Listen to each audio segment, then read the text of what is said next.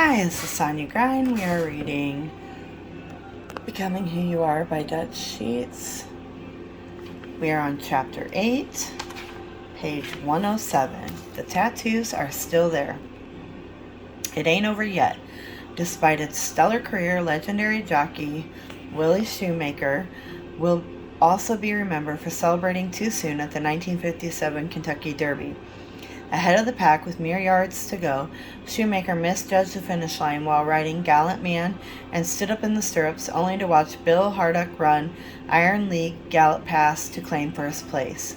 No hardcore football fan can think of a one-time Dallas Cowboys Leon Lett without remembering his boneheaded play on the game's most illustrious stage. During the fourth quarter of Super Bowl 27, Lett recovered a fumble and on his way to a sure touchdown extended his arms to celebrate before entering the end zone. Inches before he crossed the goal line,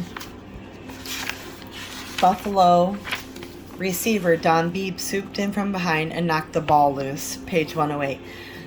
Then there's what could be the most embarrassing hot dogging incident in sports history. During the 2006 Winter Olympics, U.S. snowboarder Lindsey Jacobellis had made the finals of the snowboard cross event. After surviving two crashes that had taken out two of her three competitors, she was far ahead and needed only to complete a few routine jumps before crossing the finish line.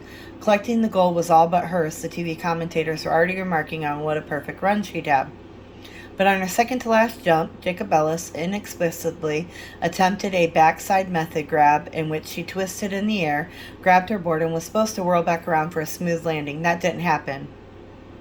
Instead, the Vermont native landed on the edge of her board and fell back onto her back. Before she could recover, Swiss boarder Tanya Frieden flew past her and shockingly finished first. Though Jacobellis initially denied prematurely showboating, instead claiming she grabbed her board to maintain stability, she later admitted to getting caught up in the moment. Home free? Not quite. Similarly, it would be easy for us to jump the gun and indulge in a little hot dogging at this point in our journey.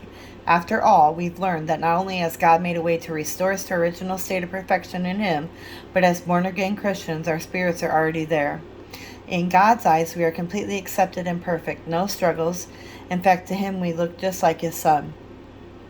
Paul says that in Him you've been made complete, Colossians 2:10, while John adds that all of His fullness we have all received, John 1:16.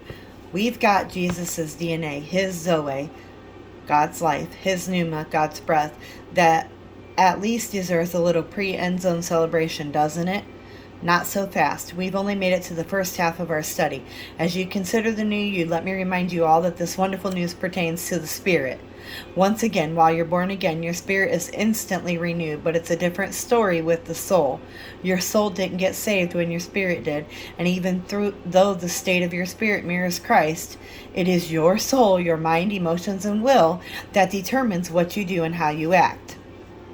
In other words, your unsaved soul is the deciding factor on whether or not that Christ-likeness within you will be released out of your born-again spirit, whether or not you become who you are. Your body will basically obey whatever your soul decides. You're not yet a spirit-controlled person. You're a soul-controlled person with spirit-controlled potential. As one of the Annie orphans, Annie was prone to say, "Oh my goodness, oh my goodness." Or perhaps Annie's favorite expression is in order, leaping lizards. The tattoos are still there. It's here that disillusionment sets in for so many. The confusion questions. Often Christians have high expectations of how things are supposed to be after conversion. When reality hits, the old thoughts return, former weaknesses continue to control, the patterns and strongholds of the soul still exist. Faith begins to falter. Post-conversion reality, as we all know, doesn't always feel like a pillow-top mattress. In my experience, it was more like a bed of nails. Page 110. James says we still must receive the word implanted which is able to save your souls. Notice that he didn't say our soul was saved. It's now able to be saved. He makes the distinction, this being a process of becoming. Our spirit is saved. Our soul has the potential of being saved. The same redeeming life of God that immediately transformed our spirit must now begin to transform our soul through the process of God's word being grafted or implanted into it. I'll explain this process, but not yet. For now, we simply need to recognize its necessity. While you're already a new creation in your spirit, you're becoming a new creation in your soul. Big difference. Your spirit is new, your soul is being made new, and your body will be made new when you get to heaven. Take a look at the following chart, which recaps the key word or phrase describing each part of our being. There's a chart on the bottom of page 110. It's also in your workbook, so you will get a good look at that. It's top of page 111. Both our soul life inherited from the fall and our subconscious mind with its strongholds and unwholesome memories still exist. These are the distinct soul elements that often refuse to acknowledge that God is in command and insist upon soul's continued enthronement and exaltation. This is why, even as saved Christians, we can still be struggling with our pride, wrestling with our quick temper, or grappling with our tendency to stretch the truth every now and then just to make us look good. We really are like resurrected persons still trapped in a tomb. If our soul were already completely saved, then whatever God birthed in our spirit would come directly out through our soul. When the spirit, which doesn't struggle with faith, claims, I believe, our soul, which is bound to the natural realm and must see to believe, wouldn't instinctively say, prove it. When our spirit tries to emanate its Christ-like self-control and self-discipline, the soul wouldn't sometimes react with a desire for more food, drugs, pornography, whatever vice most compels us. And yet that's how it is. Our soul still carries our old nature. When the spirit has already received the new, we're still potentially a mess between the ears. If you had a stronghold in your soul before conversion, it can absolutely still exist after conversion. If you struggled with pornography or drugs or anger in your BC before Christ days, even though the presence of the life and the Spirit of God within you has now cleansed and freed your spirit, your soul can still struggle with these appetites and is still infected by its exalted and sinful nature. None of this means we should question the reality of our salvation. That isn't in doubt. It simply explains the two-way traffic that seems to be going on inside of us. We are saved and being saved. Page 112. Another diagram at the top of page 112, also in your workbook. All the diagrams in the book are in your workbook as well. Step by step, and here are the first ones. Since our spirit's rebirth is instant complete while our soul's is not, we must be committed to the process of transforming our soul. 2 Corinthians 3:18, which we've read before, describes this as a process of being transformed into the same image from glory to glory, just as from the Lord the Spirit. The word transformed is metamorpho, which I am sure you've already guessed is where we get metamorphosis. A good definition is the process of change from one form or state to another from the inside out, like the butterfly. Her DNA didn't change. She just had to become what she already was. In the same manner, we aren't changed into Christ-likeness from the soul inward, but from the spirit outward. We must become who we are. Ephesians confirms this and outlines the process. In reference to your former manner of life, you lay aside the old self, which is being corrupted in accordance with the lusts of deceit, and that you be renewed in the spirit of your mind, put on the new self, which is in the likeness of God, has been created in righteousness and holiness of truth. That's Ephesians 4:22 through 24. Paul speaks again of this transformation process from the inside out, this metamorphosis. Therefore I urge you, brethren, by the mercies of God, to present your bodies a living and holy sacrifice, acceptable to God, which is your spiritual service of worship. And do not be conformed to this world, but be transformed, metamorpho, by the renewing of your mind, so you may prove what the will of God is, that which is good and acceptable and perfect. Romans 12:1 through 2. A caterpillar doesn't strive to become a butterfly. She doesn't stress or fret over the matter. She simply begins the process of chrysalis, waits inside her hardened cocoon-like outer layer, and rests. And the natural progression, the logical outcome, is that she becomes what the blueprints inside her already declared she would be.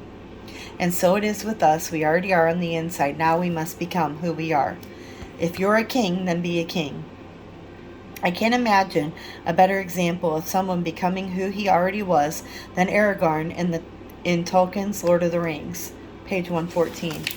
In case you're one of the few who haven't read the books or seen the movies or caught wind of the story through the cultural hype, I'll give you the Cliff Notes version. In the fantasy world of Middle-earth, Aragorn is the last remaining descendant of a former king who ruled the kingdom of Gondor. In other words, he's the only rightful heir left to a now empty throne. Following the death of his father when he was 2, Aragorn's mother placed him in hiding for fear he'd be killed by those who knew his identity, just like his father and grandfather. Yet even when he became an adult and this identity was revealed to him by his guardians, Aragorn remained too fearful to assume a king's responsibilities. Instead, he opted to live in the shadows as a ranger who roamed the lands. It's at this point in the trilogy it picks up Aragorn's story, and while the adventures of 4 hobbits, a dwarf, an elf, a wizard, and a couple of humans fill the pages, this kingly subplot becomes key to the survival and longevity of the entire world. After years of running and hiding, Aragorn finally gains the courage to face his fears, declares himself the rightful heir of Isildur, and then after confronting Middle-earth's wicked Dark Lord, ascends the throne. He even takes his rightfully given name, Elessar, and reigns as ruler of a united kingdom. We don't have to wait generations to assume the identity of who God says we already are. Just as Aragorn finally accepted his true calling, we can as well. Our soul will constantly seek to haunt us with reminders of sinful nature. It will try to render us ineffective by creating fear over all the what-ifs and keep us from living from our spirits. Yet Paul reminds us that we can resist the fallen world's allure, which preys on our unsaved soul, and be transformed from the inside out. Do not be conformed to this world, he says. The word conformed is sushimatsuo. That is where we get the word schemic, which literally means to be fashioned together with. Don't let the world tell you what your schematic is or what you're supposed to be. Refuse to be fashioned from the outside in. Do not be shaped by what happened to you in a bad relationship or how you gave yourself to a sinful habit. Don't take on the blueprints that the world around you and your past experiences have drawn, but instead be transformed from within, metamorphosed like the caterpillar into a butterfly. As if he were putting a cherry on top, Paul continues by saying that once we've done all this, offered our beings as living sacrifices, rejected the world's blueprints, and transformed our minds, then we'll prove God's will.